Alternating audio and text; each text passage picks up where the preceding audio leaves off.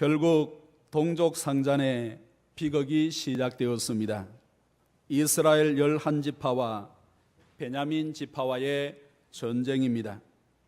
처음에는 기브아 사람들의 부도덕함을 징계하려는 정의로운 목적으로 시작하였지만 복수심과 보복으로 이어지는 참혹한 전장이 되었습니다. 그 결과 11지파도 크게 피해를 입었고 베냐민 지파는 거의 진멸당하였습니다. 사랑하는 성도 여러분, 이렇게 전쟁은 무섭고 참혹한 것입니다. 정의로운 목적으로 시작하던 오해나 힘겨루기나 감정 다툼으로 시작하던 결과는 아주 무섭고 참혹한 것이 전쟁입니다. 요즘 연일 한반도를 중심으로 무서운 말폭탄이 쏟아지고 있습니다. 트럼프 미 대통령이 북한은 화형과 분노에 직면할 것이라 아주 강경하게 경고하였습니다. 이에 뒤질세라 김정은은 괌을 폭파할 수 있다고 위협하였습니다. 괌은 미국의 전략 무기들이 집중되어 있는 아시아 태평양 군사력의 허브라고 하겠습니다. 한반도에서 긴장이 고조될 때마다 미국의 전폭기와 전략 무기들이 괌에서 발진하여 작전을 수행하는데 작전의 원점인 괌을 폭격하겠다는 내용입니다. 두 사람 모두 입이 상당히 거칠잖아요. 두 사람 다 럭비공처럼 어디로 뛸지 모른 참으로 예측하기 힘든 그런 공통점을 가지고 있는 것 같습니다. 이러한 때에 막상 당사자인 우리 대한민국 국민들은 너무나 태평스럽게, 너무나 잘 먹고 잘 자고 그렇게 잘 지내는 것 같습니다. 모두 날씨가 더워서 더위를 먹어서 그런지는 몰라도 전쟁 얘기는 하지 않고 덥다는 얘기만 하는 것이 우리의 일상이 된 것 같습니다. 사랑하는 성도 여러분, 우리는 전쟁이 얼마나 참혹한지를 뼈아프게 경험하였습니다. 5,000년의 역사 가운데 전쟁을 경험하지 않는 세대는 한 세대도 없을 정도입니다. 수많은 외침과 내란이 있었던 이 땅입니다. 며칠 있지 아니하면 8월 15일 조국 광복 72주년을 맞이합니다. 국권을 빼앗기고 나라 없는 서러움이 얼마나 비참한 결과를 낳았는지 잘 알고 있습니다. 영화 군함도 상영되고 있는데 한번 보시는 것도 나쁘지 않은 것 같습니다. 다시는 이 땅에 참혹한 전쟁이 일어나지 않기를 간절히 원하고 있습니다. 이 땅이 평화적으로 자주적으로 복음으로 하나 되어 주님 오시는 그 순간까지 세계 복음화를 위하여, 세계 평화를 위하여 더욱더 크게 쓰임받기를 간절히 원합니다. 오늘 본문은 마침 전쟁에 대한 내용인데 이 전쟁을 통하여 하나님께서 무엇을 교훈하는지 말씀으로 들어가는 귀한 시간 되기를 원합니다. 먼저 17절, 18절을 한번 읽어보겠습니다. 17절, 18절 시작. 베냐민 자손 외에 이스라엘 사람으로서 칼을 빼는 자의 수는 40만 명이니 다 전사라. 이스라엘 자손이 일어나 베델에 올라가서 하나님께 여쭈어 이르되 우리 중에 누가 먼저 올라가서 베냐민 자손과 싸우리까 하니 여호와께서 말씀하시되 유다가 먼저 올라갈지니라 하시니라.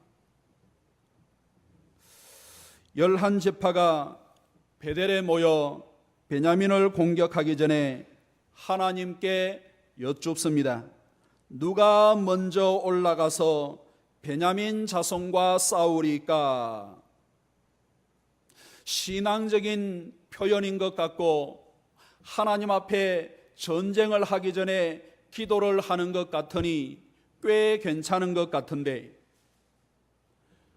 먼저 목적을 정해놓고 하나님 앞에 묻고 있는 이스라엘의 어리석음을 볼 수가 있습니다. 싸워야 되겠습니까? 싸우지 않고도 해결할 수 있겠습니까? 이런 내용의 기도를 먼저 했어야 하는데, 베냐민 자손과 누가 먼저 올라가서 베냐민 자손과 싸우리까? 목적을 싸우는 것에 맞추어서 하나님의 응답을 듣기를 원하는 기도의 내용을 보게 됩니다. 사실 이 무릎은 하나님의 뜻을 알기 위한 것도 아니고 하나님의 말씀에 순종하기 위함도 아니었습니다. 먼저 습관적으로 이스라엘은 물어보는 것에 불과한 것이었습니다. 왜 그렇습니까? 하나님의 응답이 아주 싸늘하기 때문에. 나중에 두 번이나 크게 패하고 난 뒤에 기도의 내용이 바뀌는 것을 볼 때에 그렇습니다. 유다가 먼저 갈지니라 라는 하나님의 응답은 하나님의 은혜나 도우심이나 뜻이 전혀 들어있지 않는 말씀입니다. 너희들 하고 싶은 대로 해라 라는 뜻이라고 하겠습니다. 마치 부모가 억지를 부리는 자식에게 네 마음대로 해라 하는 것과 같은 내용입니다. 이스라엘은 이 전쟁 이전부터 하나님과는 전혀 상관없는 방법대로 살아왔습니다. 죄악으로 관영한 가나안 족속을 진멸하라는 말씀에 순종하지 않습니다. 그들의 우상을 만들지 말고 섬기지 말라고 하고 있지만은 계속해서 우상을 만들고 우상을 섬기고 있는 이스라엘입니다. 그들의 문화를 또 그들의 또 이 자녀들 서로 교류하고 결혼하고 관계하는 그들의 삶을 닮아가지 말라는 말씀도 일절 거부하고 있습니다. 그 결과 떠돌이 레위인들이 많이 발생하였고 처벌둔 떠돌이 레위인의 선동으로 전쟁까지 불사하게 되었습니다. 따라서 이스라엘은 지금 하나님과 전혀 상관없는 그들만의 전쟁을 하고 있습니다.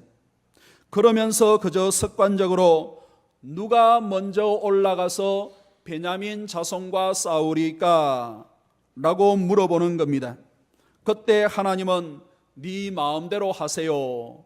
요즘 아이들 말로 영혼 없이 그냥 네 마음대로 해라 라고 하시는 겁니다. 그리고는 이참에 이스라엘 전체를 위한 징계와 심판을 준비하고 계셨습니다. 사랑하는 성도 여러분, 만일 이스라엘이 깨어 있어서 하나님의 심정을 조금이라도 헤아릴 수 있었다면 먼저 이렇게 기도를 하고 여쭙는 것이 우선이 되어야 할 겁니다. 왜 우리가 전쟁을 하게 되었습니까? 우리의 허물과 죄악을 용서하여 주옵소서. 꼭 전쟁뿐이겠습니까? 다른 방법이 없겠습니까? 라는 등등의 물음을 했더라면 이스라엘이 전쟁을 하지 아니하고도 그 모든 부정과 불의를 다 제거할 수 있었을 테인데, 첫 삽을 잘못 두고 첫 단추를 잘못 잠그니까 작은 문제가 크게 발발하여 많은 이스라엘이 큰 피해를 입게 되는 것을 보게 됩니다. 처벌둔 레위인과 부도덕한 베냐민 지파를 어떻게 하면 좋겠습니까? 하나님께 물을 수 있었다고 한다면 얼마나 좋았겠습니까?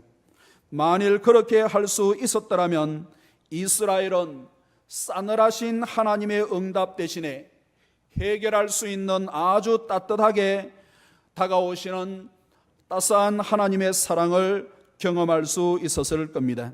사랑하는 성도 여러분, 우리 모두 무엇을 하든지 습관적인 물음이 아니라 보다 깊은 물음을, 마음이 있는 물음을 하나님 앞에 드리고 시작할 수 있기를 간절히 원합니다.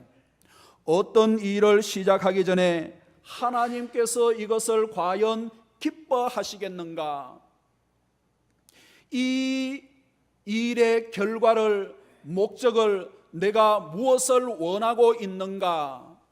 이런 등등의 물음을 하나님 앞에 진솔하게 할 수 있다고 한다면 아무리 세상이 어렵고 힘들어도 하나님께서 경영하시는 이 세상에서 하나님의 인도하심을 받아 반드시 승리하게 하시는 겁니다. 그리고 그 일을 진행하는 중에도 내가 하나님의 말씀과 하나님의 뜻을 따라 지금 바르게 진행을 하고 있는가 중간중간 물으면서 주의 뜻을 분별할 때 하나님께서는 구름 기둥과 불 기둥으로 인도해 주시고 은혜 가운데 역사를 해 주실 줄로 믿습니다. 성도가 하는 일이라도 기도하지 않는 것은 세상 일이요 사람의 일이 될 수밖에 없습니다. 심지어 교회 안에서의 일이요 주님의 일이라 하더라도 기도하지 않고 믿음으로 하지 아니하면은 세상 일이요 사람의 일이 될 수밖에 없는 겁니다. 예배도 그렇고 헌신도 그렇고 모든 것이 다 그렇습니다. 이 자리에 계시는 우리 모든 성도들은 기도의 사람이 되고 하나님의 뜻을 분별하여 하는 그 모든 과정에 주의 은혜가 넘치는 감사와 기쁨이 가득한 교회와 성도들이 다 되기를 간절히 원합니다. 24절 25절의 말씀을 읽어보겠습니다. 24절 25절 시작. 그 이튿날에 이스라엘 자손이 베냐민 자손을 치러 나아가매 베냐민도 그 이튿날에 기브아에서 그들을 치러 나와서 다시 이스라엘 자손 18,000명을 땅에 엎드렸으니 다 칼을 빼는 자였더라. 11지파 40만 대군이 10분의 1도 되지 않는 베냐민 지파에게 2번이나 패하였습니다.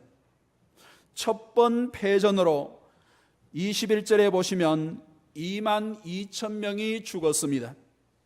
두 번째 패전으로 조금 전에 읽었던 25절에 보시면 18,000명이 쓰러졌습니다.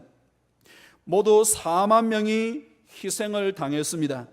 부상자까지 합치면 이스라엘의 전력의 절반 가까이 희생이 되었다라고 할 수 있겠습니다.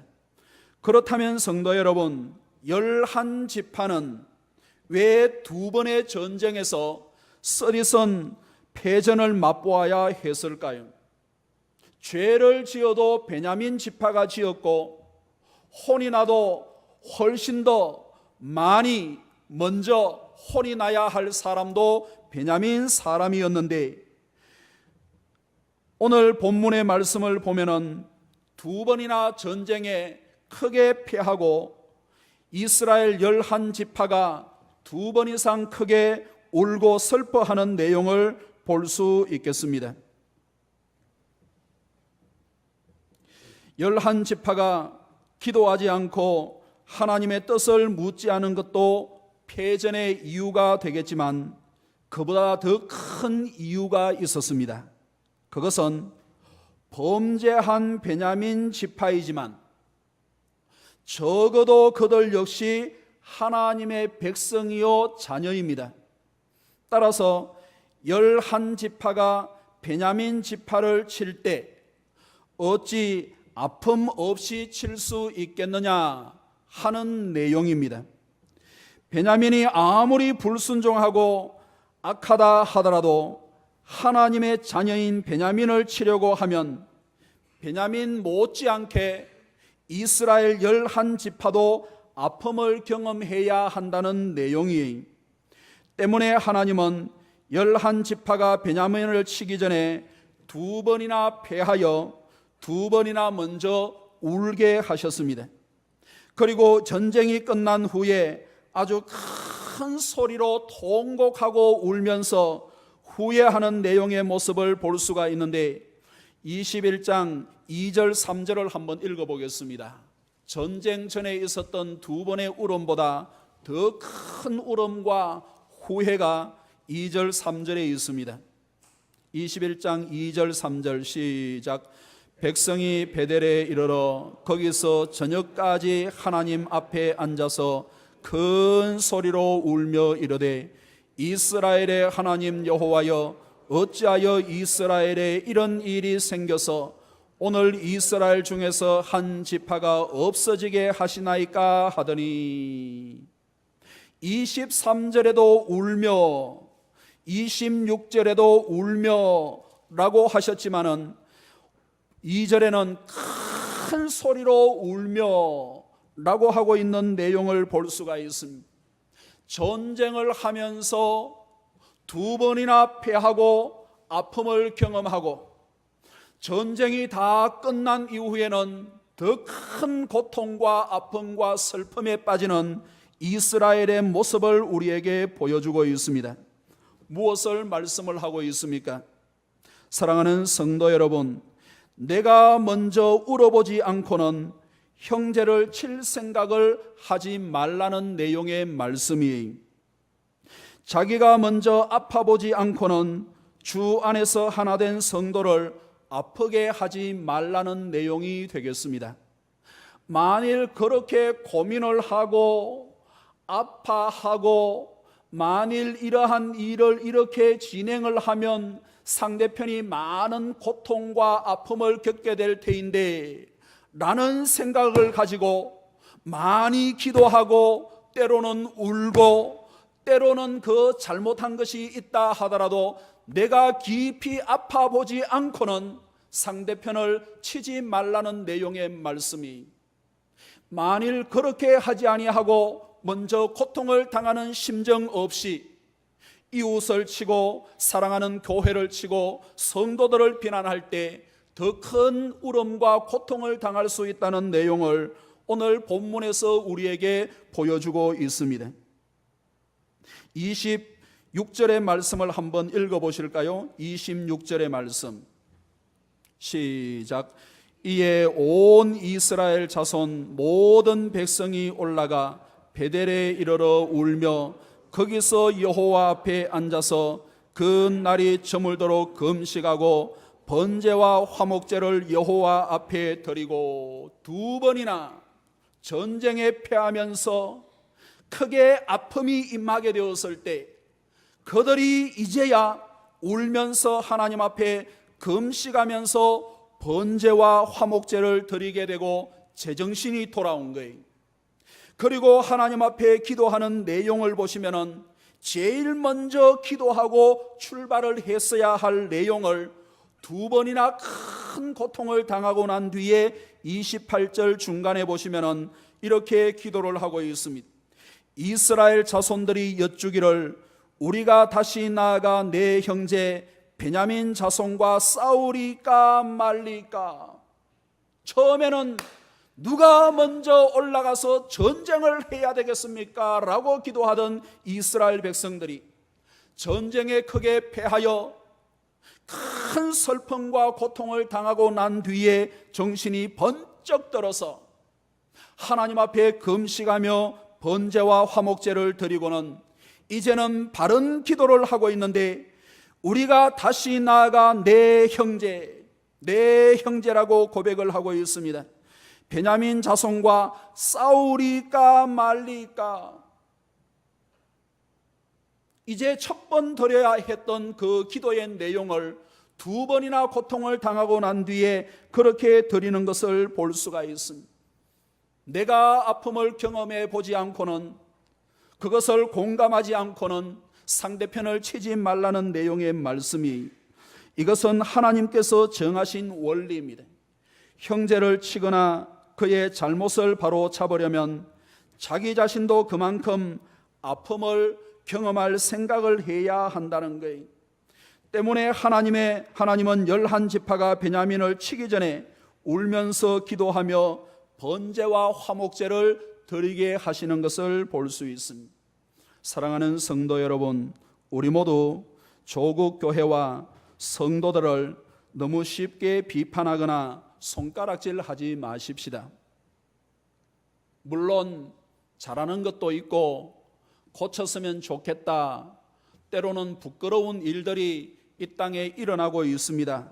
하지만 다른 사람들이 그렇게 말을 한다고 해서 앞뒤 정황이나 전체 내용을 자세히 모르는 상황 가운데 함께 비판을 하고 그렇게 하는 것은 아름다운 일들이 아니, 정말로 그들을 사랑하는 마음이 있으면 내가 어떤 고통과 아픔을 경험하고 나서 금식을 한다든지 다른 희생을 치룬다든지 그렇게 하고 주변을 돌아볼 수 있는 우리의 신앙과 삶이 된다고 한다면 하나님께서는 이 땅의 교회와 성도들을 더욱더 잘 치유하여 주시고 주님 앞에 섰을 때 잘했다 인정받고 칭찬받게 하실 것 아니겠습니까?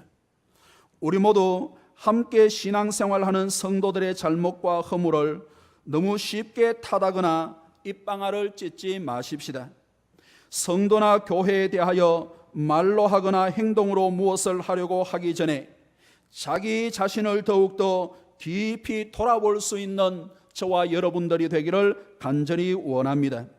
그렇지 아니하면 하나님께서 울며 후회하게 하시는 거예요. 하나님께서는 형제가 아파하는 만큼 나 역시 아파하게 하시는 모습들을 보기를 원하시는 거예요. 마태복음 5장 22절의 말씀을 보시면 나는 너희에게 이르노니 형제에게 노하는 자마다 심판을 받게 되고 형제를 대하여 라가라 하는 자는 공회에 잡혀가게 되고 미련한 놈이라 하는 자는 지옥불에 들어가게 되리라. 라가라는 말은 그 당시에 유행하는 보통 욕설이에요. 아이들 흔히 말하는 그러한 욕설, 생각 없이 하는 욕설, 더 나아가서는 XX 이런 의미를 가지고 있는 가벼운 욕설이라고 하겠습니다. 그런데 그렇게 가벼운 욕설이라도 하게 되는 사람은 공회에 잡혀가고 미련한 놈이라 지옥불에 던져지리라 라고 말씀을 하고 있습니다. 형제와 이웃과 성도는 비록 그의 드러난 죄악이 있다 하더라도 우리 스스로가 징계하거나 심판하거나 채찍질하려는 것은 아주 조심스러운 일입니다. 우리 역시 연약한 육체와 죄의 본성을 가지고 있기 때문에 동일한 실수와 허물과 죄를 범하지 말라는 법이 없기 때문에 그렇습니다. 그래서 누가복음 6장 37절에 보시면은 비판하지 말라, 그리하면 너희가 비판을 받지 않을 것이요 정죄하지 말라, 그리하면 너희가 정죄를 받지 않을 것이요 용서하라, 그리하면 너희가 용서를 받을 것이요 라고 말씀을 하고 있습니다. 비난하는 것보다, 정죄하는 것보다, 물론 상대편에게 그런 잘못이 있다 하더라도 그 모든 것을 떠나서 용서하라, 그리하면 너희가 용서를 받을 것이요 라고 말씀을 해주고 있습니다. 사울은 믿음의 사람 다윗을 10년 동안 따라다니면서 죽이려고 했던 사람입니다. 말이 10년이지 한두 번도 아니고 1년, 2년도 아니고 10년 동안 다윗을 죽이려고 군사 3,000명을 풀어서 그 당시에 정예 군대 3,000명인데 그 정예 군대를 다 풀어서 다윗을 잡는데 10년 동안 허비한 사람이 바로 사울이었습니다. 그러나 다윗은 사울을 죽이고 원수를 갚을 수 있는 기회가 여러 번 있었지만은 그렇게 하지 않았습니다. 그렇게 하니까 하나님께서 다윗을 사랑하시고 마침내 이스라엘의 왕이 되게 하셨습니다. 예비하신 영화와 수와 부귀를 다 누리게 하셨어요. 그리고 자신의 후손에게서 예수 그리스도가 오게 하셨으니 얼마나 영광스럽고 복된 생애라고 하겠습니까? 이 자리에 계시는 우리 모든 성도들은 사울과 같은 사람이 아니라 다윗과 같은 사람이 되어 하나님 앞에 영광 돌리고 복의 통로가 다 되어지기를 주의 이름으로 축복합니다. 32절의 말씀을 한번 읽어보겠습니다. 32절 시작.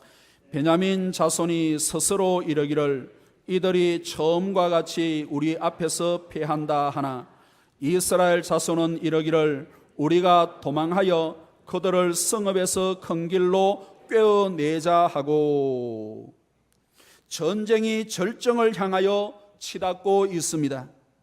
11지파는 접근 전으로는 처음부터 성산이 없었는데 전쟁을 잘못 시작을 했어요. 베냐민 가운데는 잘 훈련된 저격수들이 700명이나 있었습니다. 16절의 말씀을 보시면 이 모든 백성 중에서 베냐민 중에서 택한 700명은 다 왼손잡이라 물매로 돌을 던지면 조금도 틀림이 없는 자들이더라. 왼손만 쓰는 사람이 아니고 양손을 다 쓸 수 있는 사람들인데 한 손에는 방패나 무기를 들 수가 있고 또 왼손으로 이렇게 물매를 돌려 목표면을 맞추면 모든 것을 다 맞출 수 있는 틀림이 없는 저격수 700명을 소유하고 있는 것이 베냐민 지파였습니다. 사실 베냐민 지파는 이것을 믿고 전쟁을 불사하고 누가 뭐라고 해도 말을 안 들었는지 모르겠습니다. 11지파에게는 성벽 높은 곳에서 오른손으로 방패를 잡고 왼손으로 물매를 던지는 700명에 대한 대책이 없었습니다. 물매를 던질 때마다 백발백중하는 700명의 저격수들에 대한 대책이 없었어요. 급하게 우르르 몰려왔기 때문에 성을 공격하기에 용이한 장비들도 제대로 갖추지를 못하였습니다. 거기에다가 성을 정복하자니 가까이 나아가야 하는데 가까이 가기만 하면 저격수 700명들이 물매를 던져 모든 가까이 나아가는 사람들은 낙엽처럼 떨어지고 말았습니다. 그래서 11지파는 2번이나 패하고 많은 희생을 낼 수밖에 없었어요. 그러나 그 2번의 희생을 통하여 하나님을 온전히 찾게 되었고 금식 기도하면서 번제와 화목제를 드렸습니다. 그때 하나님께서 그들에게 지혜를 주시는데 접근전이 아니라 그들을 꿰어 밖으로 나오게 해서 치는 유인책을 말씀을 해 주셨습니다. 곳곳에 군사를 매복시켜 놓고 거짓으로 패하여 도망할 때 베냐민 지파가 성 밖으로 추격하여 나오게 하는 유인책이었습니다. 35절의 말씀을 한번 읽어보겠습니다. 35절 시작. 여호와께서 이스라엘 앞에서 베냐민을 치심에 당일에 이스라엘 자손이 베냐민 사람 25,100명을 죽였으니 다 칼을 빼는 자였더라. 여호와께서 베냐민을 치심에 전쟁의 주체가 바로 하나님이시라는 것을 보여주고 모든 전략과 전술에 능통하신 하나님께서 전략을 바꾸고 전쟁의 방법을 바꾸어서 유인책으로 승리하게 하시는 것을 볼 수가 있습니다. 11지파가 세 번째 베냐민 성읍을 공격하다가 30명가량 쓰러지게 되었을 때 거짓으로 피한 것처럼 후퇴하기 시작했습니다. 아니나 다를까 2번이나 전쟁에서 이겨 사기 충천한 베냐민 지파가 성문을 활짝 열고는 저놈들이 또 무서워서 도망을 간다 하고는 총 공세를 펴기 시작했습니다. 그러나 그들은 곧 물밀듯이 밀려오는 복병을 만나 낙엽처럼 쓸려가고 말았습니다. 결국 모든 군대가 다 전멸당하고 600명만 살아남아 광야로 도망가고 말았습니다. 11지파는 요새를 몰아 모든 베냐민 성읍을 불태우고 남녀와 아이들과 가축을 다 불살랐습니다. 여기서 우리는 마지막으로 베냐민 지파의 어리석음을 세 가지로 살펴보기를 원하는데, 그들이 진멸당하게 된 세 가지 이유를 함께 묵상하기를 원하고 그것으로 말씀을 마무리하도록 하겠습니다. 첫째는 그들의 교만입니다. 베냐민의 교만입니다. 베냐민 지파는 교만하여 11지파의 말을 듣지를 않았어요. 베냐민 지파가 얼마나 교만한가 하면은 이스라엘 11지파가 다 모여 총회를 열어서 결정한 것을 무시하였습니다. 너희들 그 나쁘게 동성애하면서 사람을 죽게 한 그 불량배들만 내어달라. 우리가 그들을 교훈을 하고 그렇게 해서 일을 마무리하자라고 했지만은 그렇게 따르지를 않았습니다. 이렇게 사람은 교만하게 되면 누군가 진심으로 말해 주어도, 진심으로 충고하거나 책망하여도 싫어하는 경향이 있습니다. 자신의 생각과 방법을 옳게 생각하여 다른 사람의 것을 받아들이지 아니하니까 결국 모든 것이 어려워지게 되는 겁니다. 잠언 18장 12절의 말씀을 보시면 사람의 마음의 교만은 멸망의 선봉이요 겸손은 종귀의 길잡이니라 라고 말씀을 하고 있습니다. 사랑하는 성도 여러분, 다른 사람의 생각이나 방법을 깊이 생각을 하고 받아들일 수 있는 사람이 훨씬 더 자존감이 높은 사람이, 무슨 말을 하더라도 받아들이지 아니하고 공감하지 않는 것이 자존감이 높은 것이 아니라 상대편이 바르게 얘기를 하고 잘 이렇게 해주는 것은 잘 받아들이고 잘 수용할 수 있는 사람이 훨씬 더 자존감이 높은 사람입니다.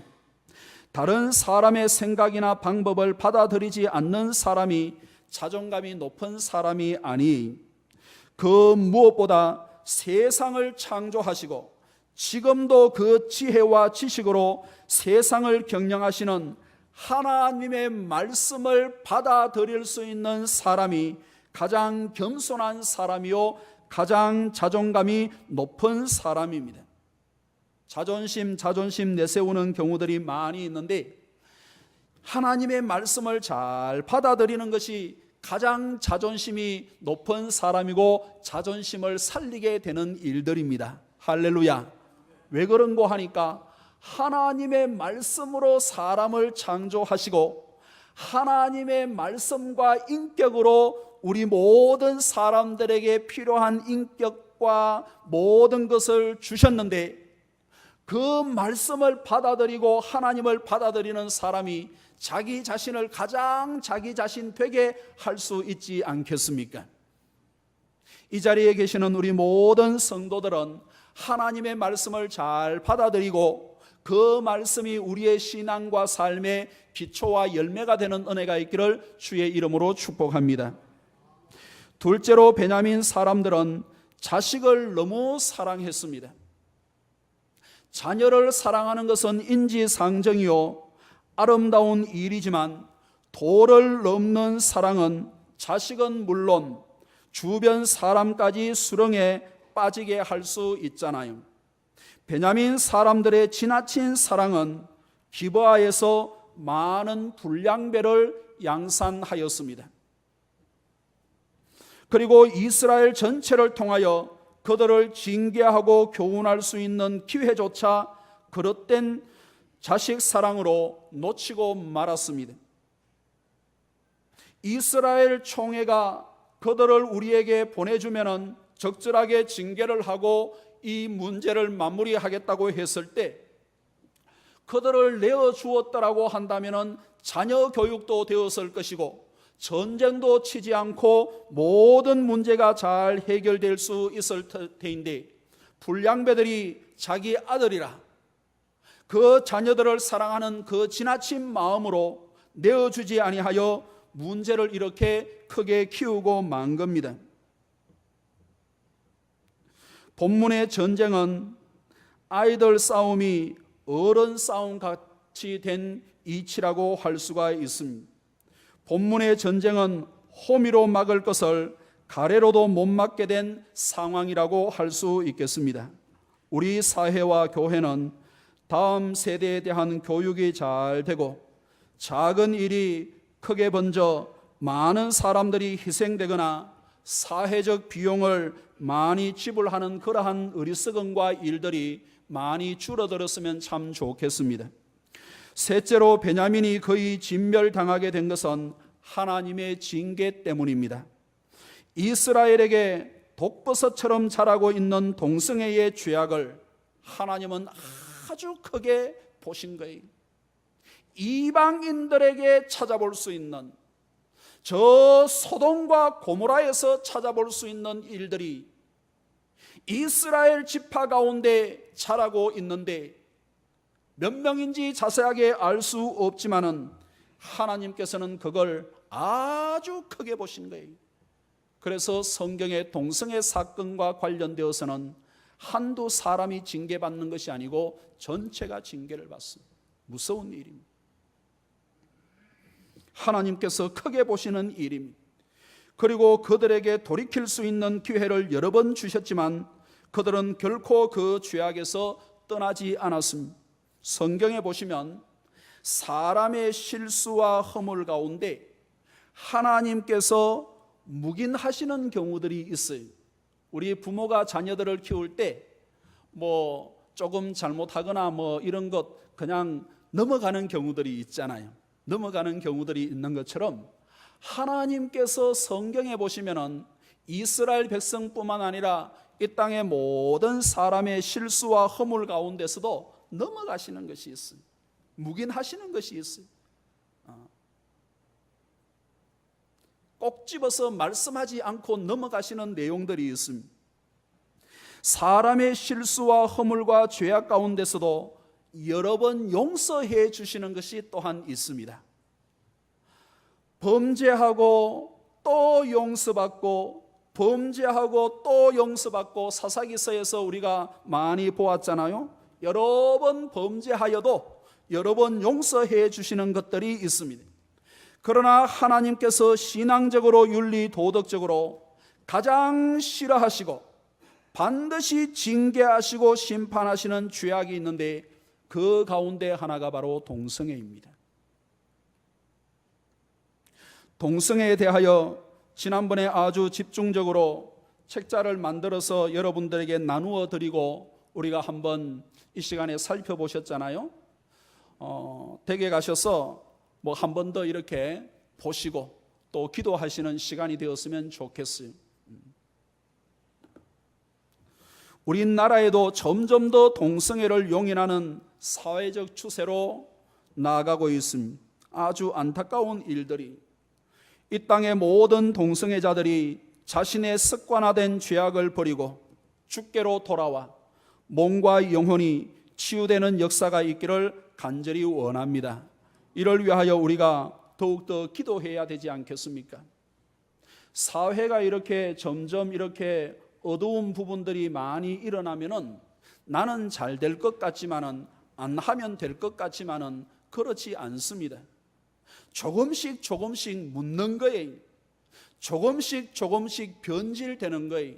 조금씩 상하는데 괜찮은 줄 알고 있다가 나중에는 돌이킬 수 없는 경우들이 생기는 거예요.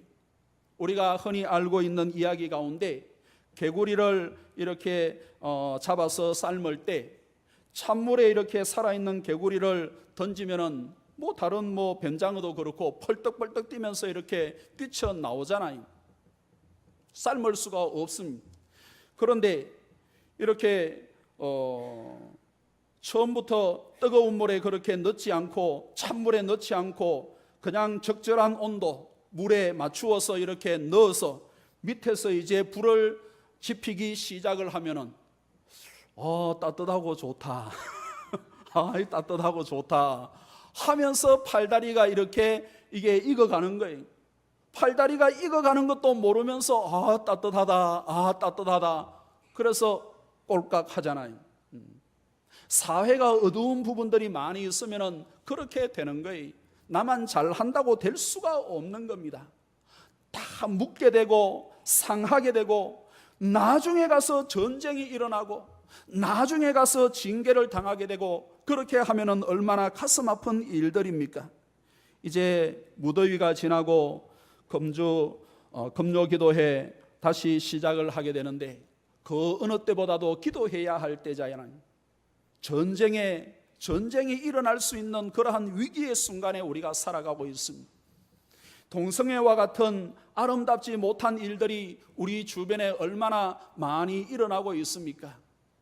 자녀들을 1시간만 이렇게 어린 아이들 이렇게 어디에서 무엇을 하는지 우리 부모가 알지 못하면 답답하고 연락을 해봐야 되고 안절부절 어떻게 할지 몰라 하는 참으로 불안한 그런 시대를 살아가고 있습니다. 기도해야 되지 않겠습니까? 우리 자녀들을 어떻게 따라다니면서 다 그렇게 하겠습니까? 하나님께서 지켜주셔야지. 35절의 말씀을 다시 한번 읽어보겠습니다. 마지막 35절입니다. 시작.